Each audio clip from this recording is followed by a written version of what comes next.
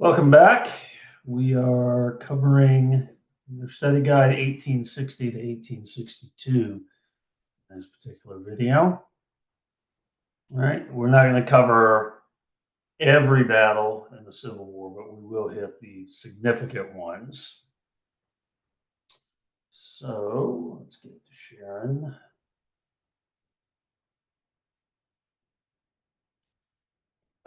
We left off with the secession of these 11 states. We're going to talk about the border states here momentarily.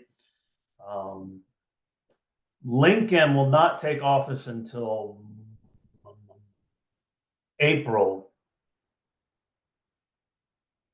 March. Inauguration Day used to be in March. Today it's in January, but it used to be in March. So we're stuck with dear old James Buchanan trying to be president. And as you can see from this exchange, seems to be one of the few people unaware of the crisis he's facing.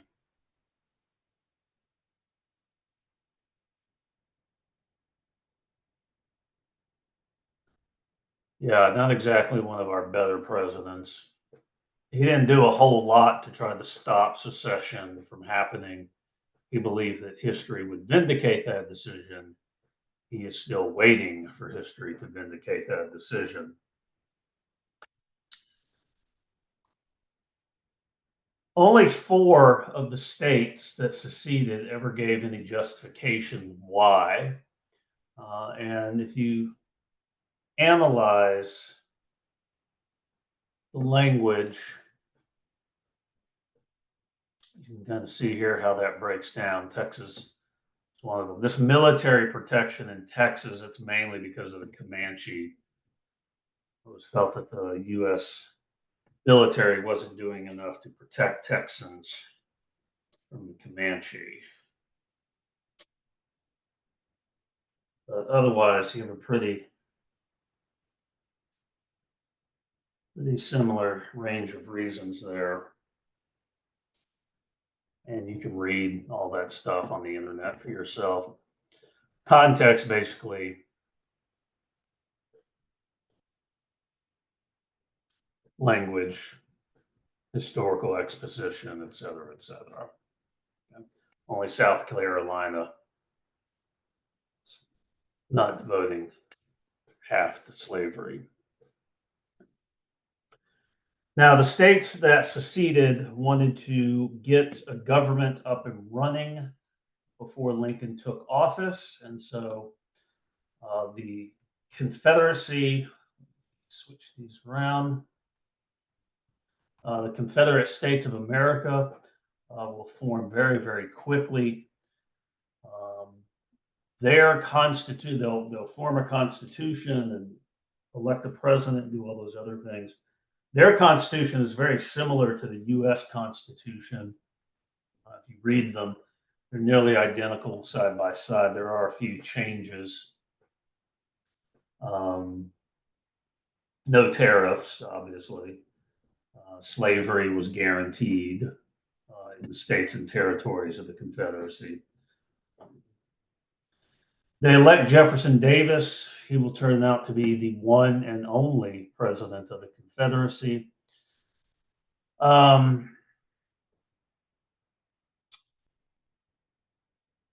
lot of debate. What would have happened if they had picked somebody a little more radical, a little more committed to bending the Constitution the way Lincoln will bend the Constitution, which we'll get to in a moment. He also did not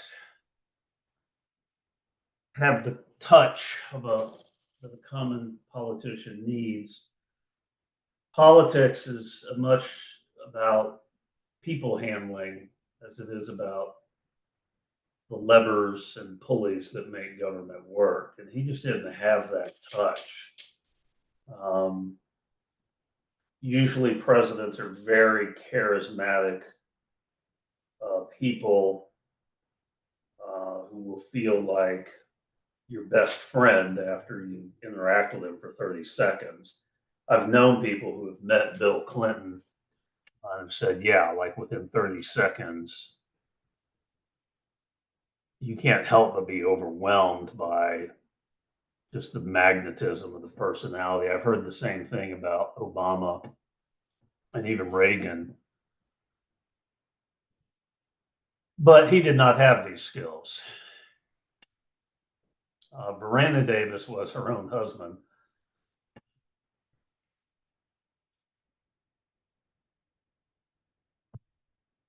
And as you can see here, he's not, and this will play out, he will not be the kind of person who's sort of open to a lot of suggestion from his cabinet, his Secretary of War and his Secretary of State and all that, whereas Lincoln will be very, very open to suggestions by his cabinet, his team of rivals, quote unquote. If you've ever seen that movie Lincoln, the one with Daniel Day-Lewis playing Lincoln, it explores some of that relationship between Lincoln and his subordinates. This is the swearing in of Jefferson Davis in Mobile, Alabama, or Mobile. For some reason, they're going to move the Confederacy to Virginia. We'll get to that in a second. Primarily for, and this isn't on your study guide, but I'll go ahead and tell you. One, there were fewer mosquitoes in Virginia than there were in Alabama. Alabama. And two, there were better hotels. It's something I stumbled across last year in a book I was reading about the year 1860, really just the 4 months of 1860 where all this was happening. The Confederate vice president's a guy named Alexander Stephens. We really won't hear of him again until Reconstruction. But he did do a curious thing, like right in the middle one day, he was giving a speech where he kind of was explaining how the Constitution, the new Constitution would work and the powers of government. He dropped this quote in there.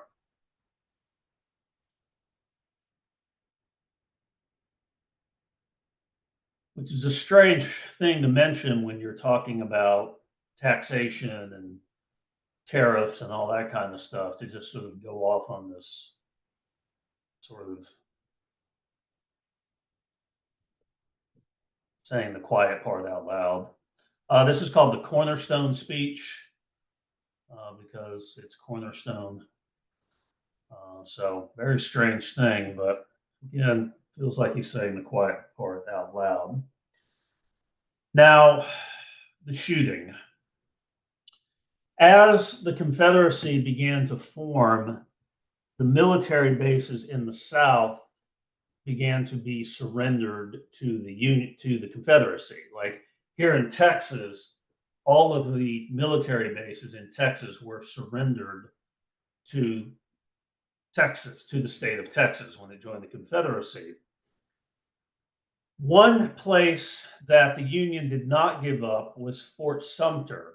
It is essentially a large rock out in the middle. This is Charleston, South Carolina, that surrounds it. You can see the city of Charleston and the other places. And the Confederacy was attempting to hold on. I'm sorry, the Union was attempting to hold on to it for as much as possible.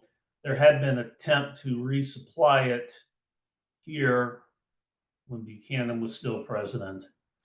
And the Confederates had built up, remember, a battery is artillery. So these batteries and forts have been built up here alongside of it. Eventually, on April 12th, 1861, Confederate forces opened fire on Fort Sumter, a battle that lasted for about 36 hours.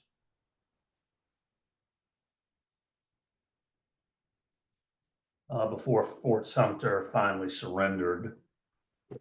The fort was pretty beaten up by then, and parts of it had caught fire. But this will be beginning of the war. Now, problems with the Union Army.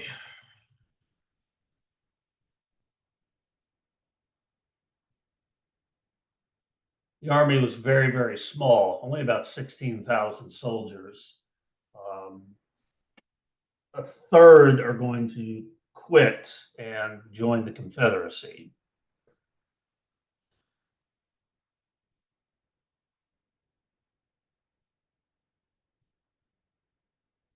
The leadership is past its prime. People like Winfield Scott, who've been commissioned when Thomas Jefferson was president 50 years earlier. So not really in the best shape here. Third,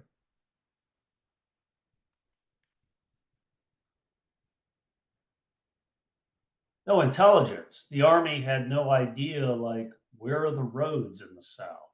Where are the bridges in the South? What shape are the roads in? Like, all the kind of stuff you need to know if you're going to invade enemy territory. Nobody knew. Okay? So a lot of problems with the Army, problems that are going to have to be fixed. Problems with supply systems, where are we going to get all the supplies for an army that's eventually going to have 1.8 million men in it? All that stuff is going to have to be built during the war. Lincoln also has to deal with the border states. Now, the border states have slavery, but have not seceded by the time of Fort Sumter. Okay? And there were 4 border states. Let's look at them in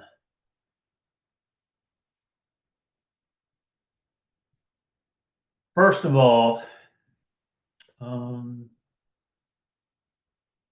Kentucky.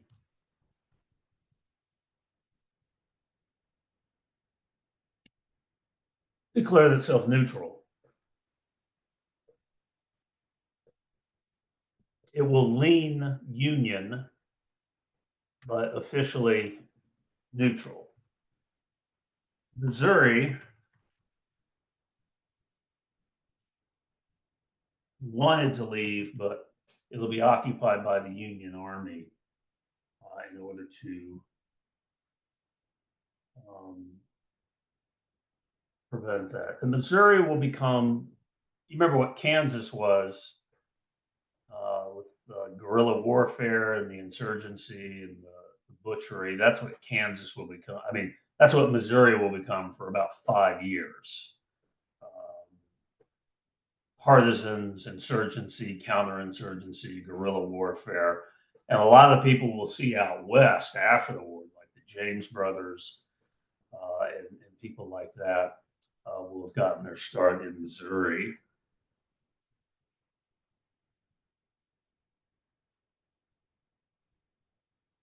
Delaware has no secession movement.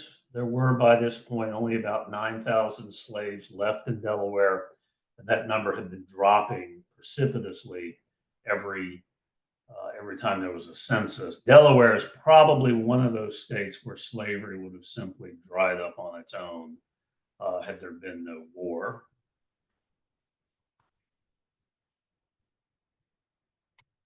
Maryland also wanted to leave, but Lincoln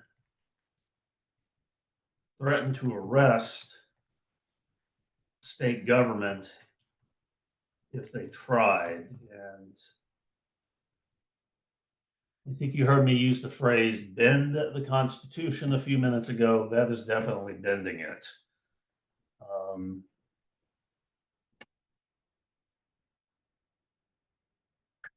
But it worked. And lawsuits after the Civil War, the Supreme Court held up the decisions Lincoln had made. Lincoln made a few other decisions right after Fort Sumter during the first month of his presidency.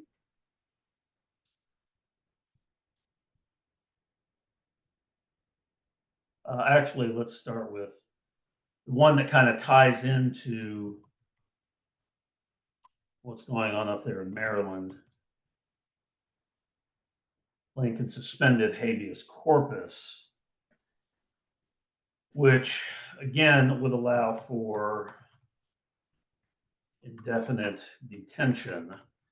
Remember, habeas corpus, if you are arrested, the government has to provide reasons why you were arrested. They cannot simply hold you indefinitely. Suspending habeas corpus allows for that. This is a very controversial decision. The Constitution does allow for it. Article 1,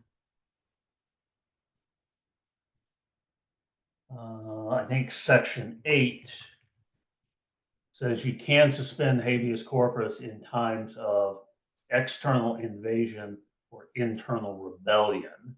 The problem is that Article 1 is about Congress and the powers Congress has.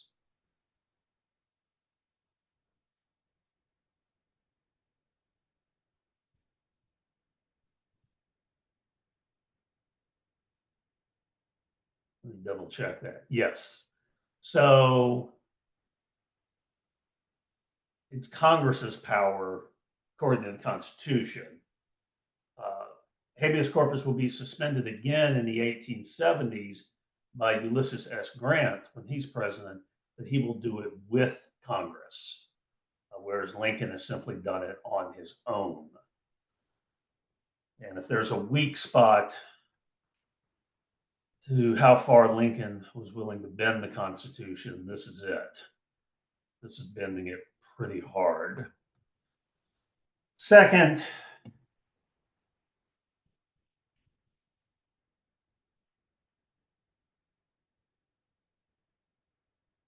Lincoln proclaimed that an insurrection had broken out and called for volunteers. This will never be a war.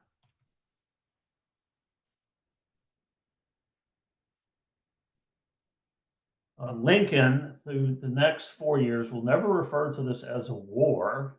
It will always be an insurrection. It will always be a rebellion.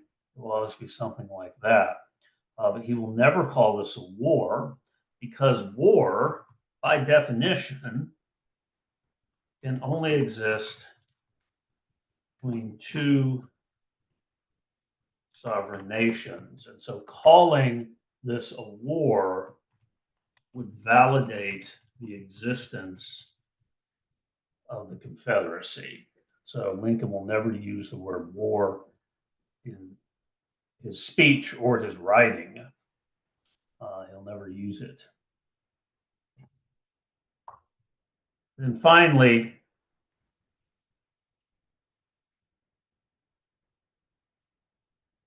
Lincoln will order a blockade of the southern coast, which legally is an act of war.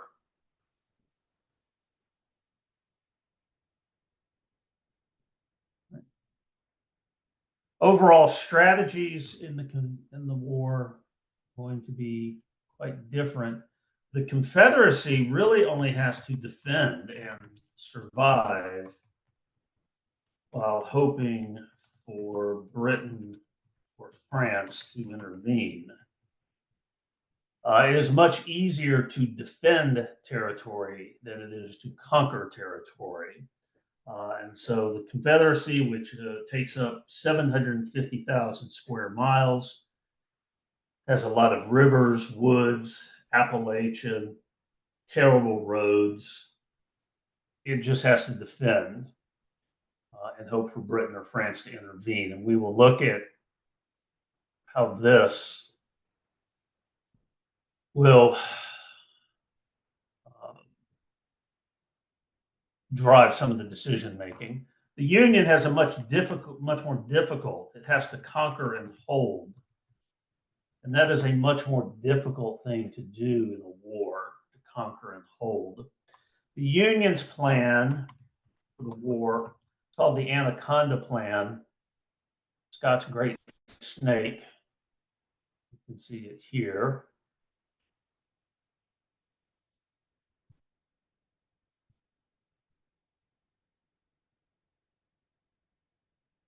So blockade the southern coast.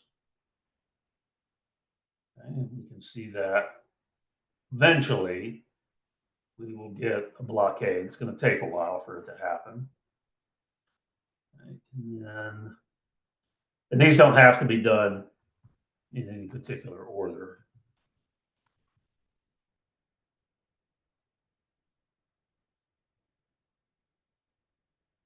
Sees the Mississippi and the Tennessee rivers. So the Mississippi and then the Tennessee sees those rivers, and then finally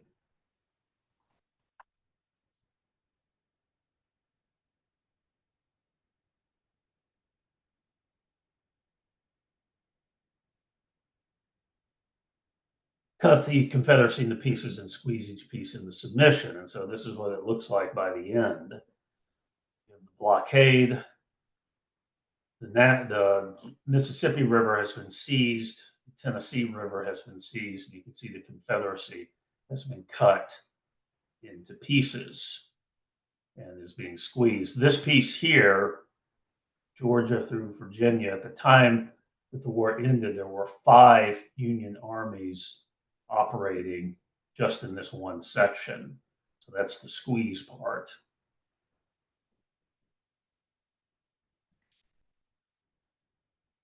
We don't have time to go through every single battle of the Civil War. For most people, whether or not the war is going well or not depends on how things are going in Virginia. And the reason that is because the Union's capital is here, Washington, D.C., and the Confederate capital is here, Richmond. Here. They had moved from Mobile up to Richmond. Today,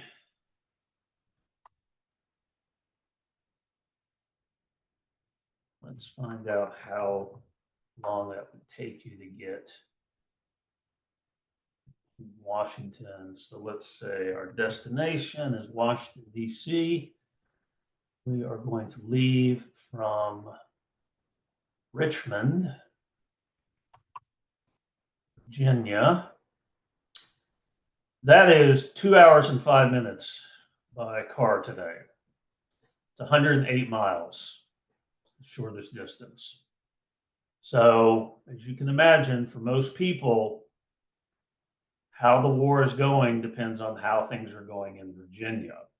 This map is only these spots that are where the fights, that's only for 1 year. This is only for 1862. So 1861 and 1862. So Manassas, Fredericksburg, all these places, the Peninsula Campaign down here, Lynchburg, Charlottesville, all these places in the Appalachian. Yeah, just 1 year. So the first, there have been some sporadic fighting that broke out after Fort Sumter, but the first sort of recognized battle happens at Bull Run, July 21st, 1861. This is a Confederate victory. Not only did the Union Army retreat, the Union Army panicked and fled for their lives. So it's a big victory for the Confederacy. You can see here these quotes from Jefferson Davis.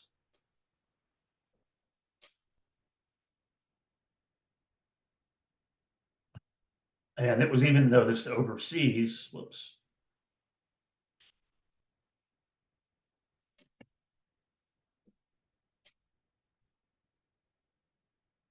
The Chancellor of the Exchequer, that's somewhat equivalent to the Treasury Secretary in our system.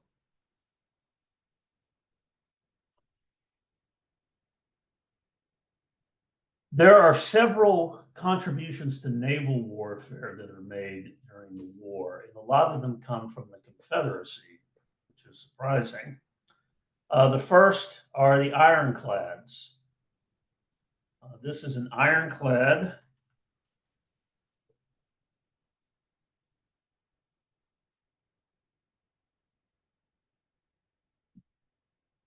Oops, I misspelled clad because I cannot spell.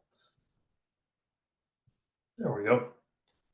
So this is a ship with iron plating. I'll show you an example here in a minute. The Confederacy got these out first. The Union will get them out eventually as well.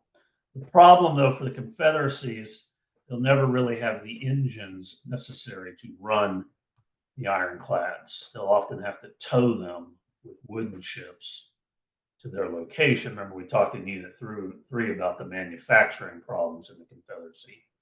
These are naval mines. This works the way a landmine does. You bump up against it and kaboom. And then submarines. The Confederates will put the very first submarine into combat, the H.L. Hunley, which will complete one mission before sinking and not being found again for like 80 or 90 years. It has been found, it has been with the remains of the crew on board who have been given proper burials, but it has been found, it's in a museum now where they keep it in a special tank of water to try to slow down the disintegration. Probably, this is an ironclad. This is at the Vicksburg National Park. This is the only ironclad on display in the world. So if you're ever in Mississippi, I would recommend hitting up Vicksburg National Park. Some of this is original. The part that like looks really bad is original, and then they've rebuilt around it. You can see the iron plating and the way the cannon sticks out on the side. And then towards the rear, you can still see some of the original ship. And you can see the wheels that turn the paddles and everything. And there's boilers down here that I'm not showing you a picture of, but they would have produced steam in order to turn the paddles. So it's pretty neat if you ever are in Vicksburg and want to swing by and take a look at it.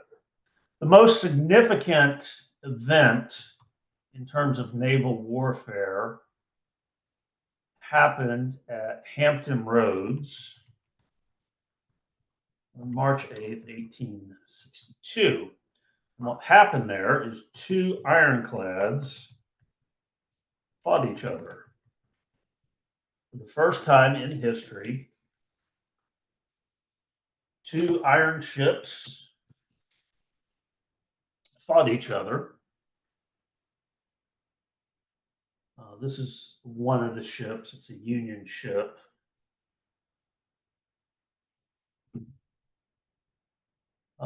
These were the Merrimack and the Monitor.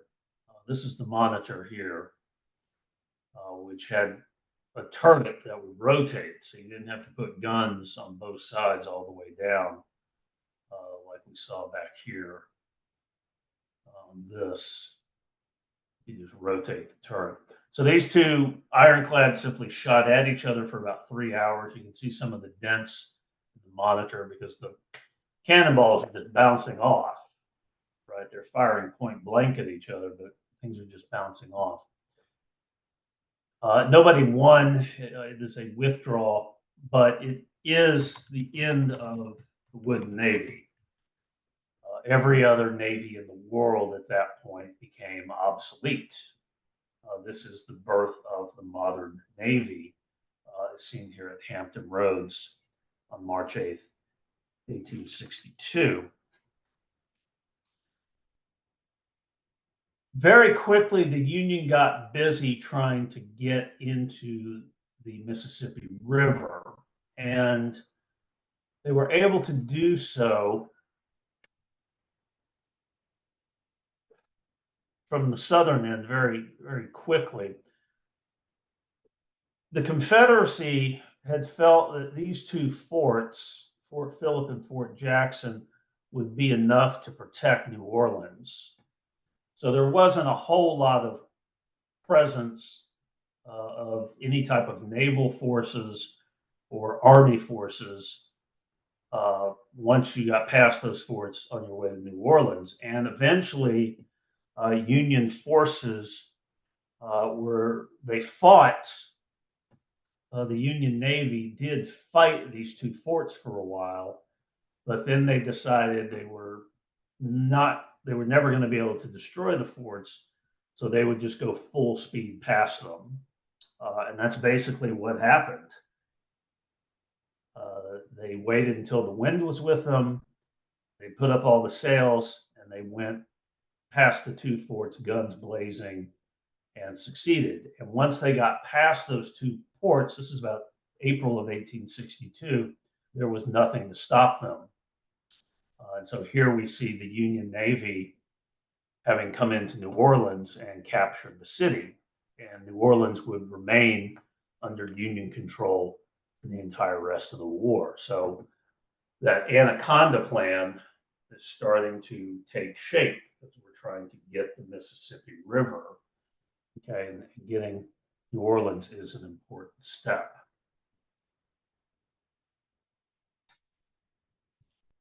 In September of 1862, the Confederacy under Robert E. Lee invaded Maryland.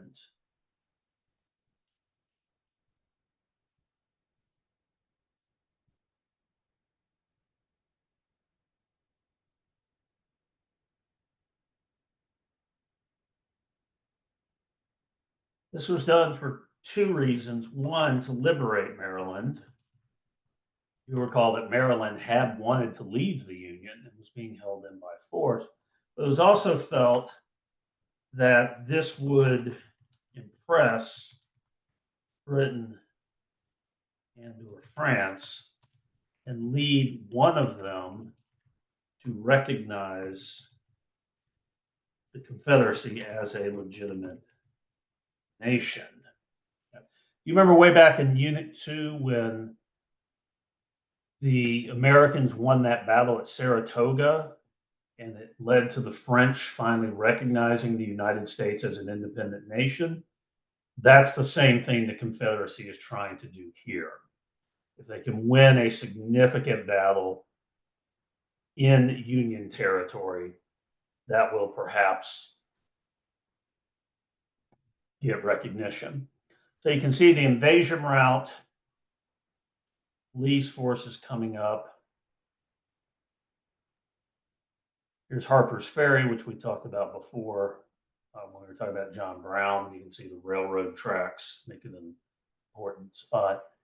And then Union forces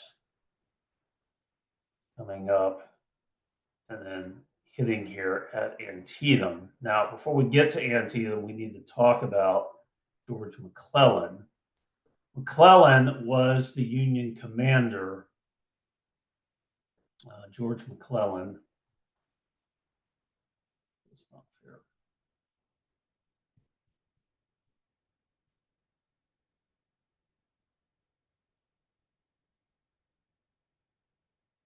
And McClellan had played an important role in the war. He had taken, that army that had been beaten back at Bull Run, he had taken that army and whipped it back into shape.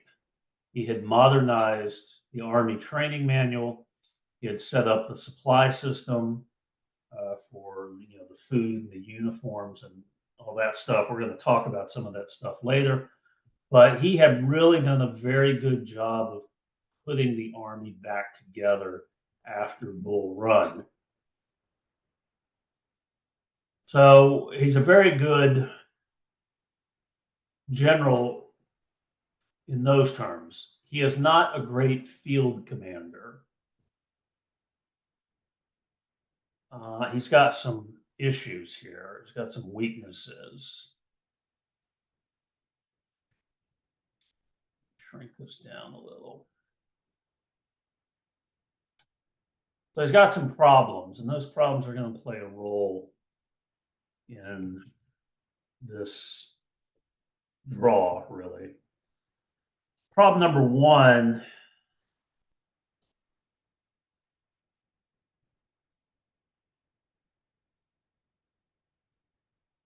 is perfectionism. If you look at his reports and you look at his diary, his letters, he's always talking about how he's almost ready. The army is almost ready. We are just about ready to move. Second,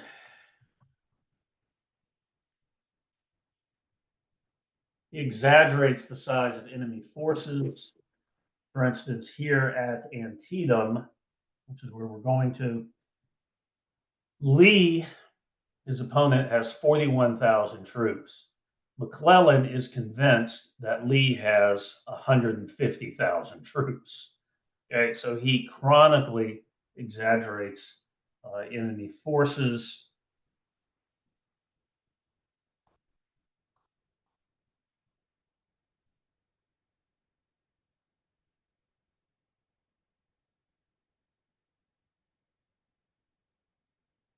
He often failed to let the War Department know what he was doing, which means he was not letting the president know what he was doing. He did not like Lincoln. He was contemptuous of the president, referring to him as a baboon. If you've ever seen a picture of Lincoln, his arms are very long. They're unnaturally long. And so referring to him, and McClellan was also pro-slavery. These problems, particularly number one and number two, are going to haunt him at Antietam. Antietam is one day, September 17th, 1862. All right. Early in the morning, most of the action is around this cornfield. All right. Here are your Confederate troops. Union troops are out here. Some heights. All right. But most of the action taking place from about 6 to 10 a.m. this cornfield. And about 10,000 men were either killed or wounded in those first 4 hours. The second battle then shifted to, and it's hard to see, but there's a road here. It's called the Sunken Road. Let me show you. These are dead in the Sunken Road. But it's this road right here, and the Confederates had it, and they could squat down, reload their gun, pop up, fire off a bullet, squat down, so on. So the fighting is mainly along this road. Here's the town of Sharpsburg back here. It took the Union Army about 3 hours. You can see how they're being repulsed. These New Yorkers, these people being repulsed. This Delaware were being repulsed. So it took the Union Army about 3 hours to break through the sunken road. As you can see here, filled with the dead. At that point, when the breakthrough finally occurred, McClellan should have sent reinforcements, but he didn't. In fact, McClellan had about 10,000 men who would never see combat that day. McClellan held them way back in the rear for the entire day because he was convinced that Lee had 150,000 troops and they were just going to spring around and swamp him from the rear. So he never sent those extra troops in, which had he done so, might have broken Confederate lines. The battle now shifts to, there's a stone bridge right here. There's a picture of it. Up along this ridge are a bunch of sharpshooters from Georgia as the Union tries to cross the bridge right here. So that takes about 3 hours. These 20th and 2nd of Georgia are up on that ridge. Some Union forces did try to get across here, but it's very difficult to get up. You almost have to climb up the wall of the creek.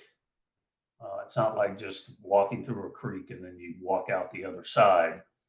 You have to climb your way out. And so it was very, very difficult. And there were some more Georgians holding them off. Eventually, after 3 hours, the Union broke through the Glen. McClellan should have sent his reinforcements, but he didn't. And so that allowed the Confederacy to reform their lines and prevent any sort of breakthrough. 5,000 Americans died at Antietam or Sharpsburg. Single bloodiest day in American history. Twice the casualties of D-Day in 1944, more than we lost in 9/11. Now, the next day, September 18th, McClellan should have renewed the attack. He did not. And on the 19th, Confederate armies under Lee began their retreat. It took a visit to the battlefield by the president to get McClellan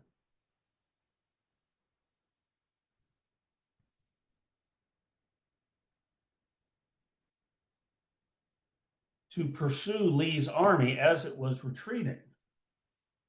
Like the president had to go to the battlefield, had to go to Antietam and tell the general to get it together and start pursuing the enemy. On the 30th,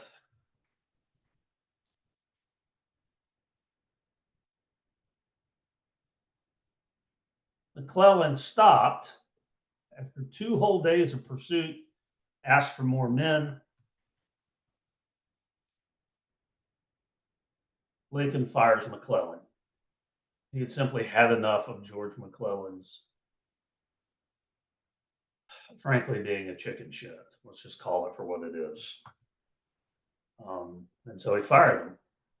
Now, we've not seen the last of George McClellan. He'll be back again in 1864, but Lincoln fires him at this point.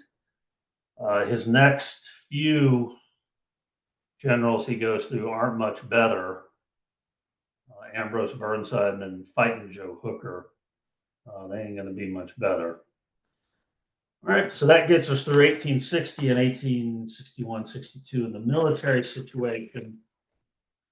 If you're looking on your study guide, emancipation is next. That's actually going to be a handout I'm going to put in the Unit 4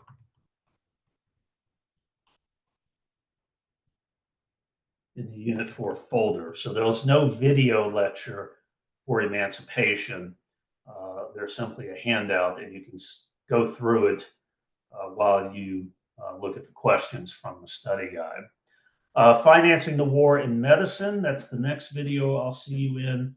And then after that, we will get to war issues and politics in 1863. Then do the important military with 1863, and then get to behind the front lines, kind of a break from the military stuff before we move forward. All right, so I will see you in one of those videos sometime soon, and have a good day.